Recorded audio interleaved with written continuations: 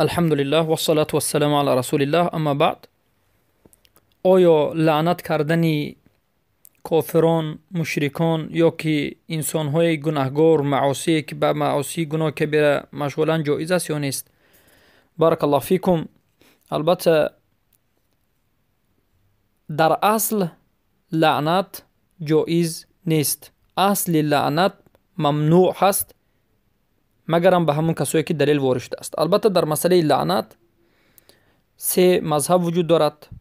یک مذهب میگن که مطلقاً لعنت کردن کافرها، مرتدها، مشرکها و حتی گناهگارها جایز است. و مذهب دیگر میگن که مطلقاً جایز نیست. و مذهب دیگر میگن که البته لعنت کردن کسانی که در حالت شرک و در حالت کفر و ردت مرده باشند و انسان یقین داند که اینها در حالت شرک و کفر و ردت مرده اند، لعنت کردن اینها جایز است.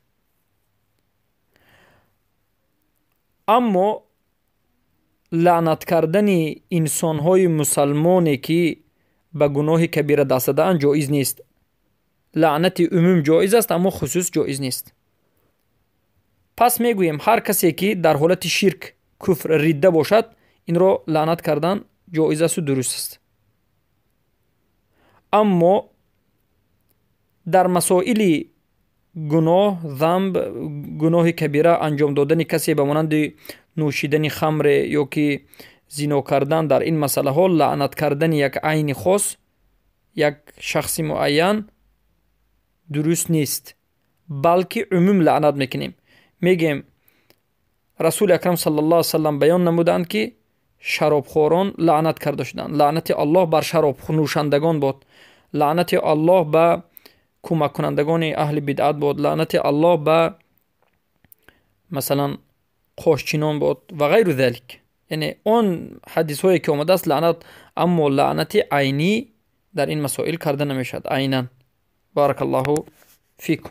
اما بعضی از علما چه خیلی که ذکر کردیم میگویند که در این مسئله هم لعنت عین کردن جایز است اما ترکش افضل است گفتند.